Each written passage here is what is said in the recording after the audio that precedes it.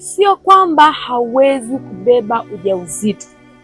Mwanamke, kama umeteseka kwa muda mrefu haujaweza kubeba ujauzito, sikiliza hii hapa.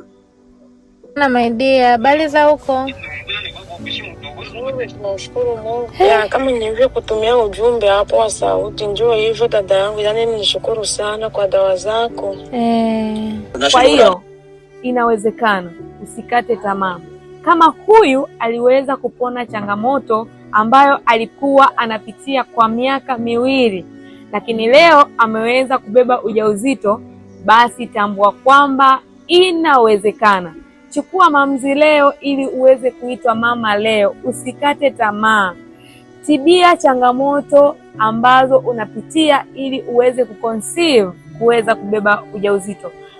Kama unapitia changamoto ya kutokwa na uchafu, au hedhi haiko sawa, au una changamoto ya mirija kuziba, au una changamoto ya uvimbe, basi hizi ndio ambazo zinakufanya wewe mwanamke ushindwe kubeba ujauzito.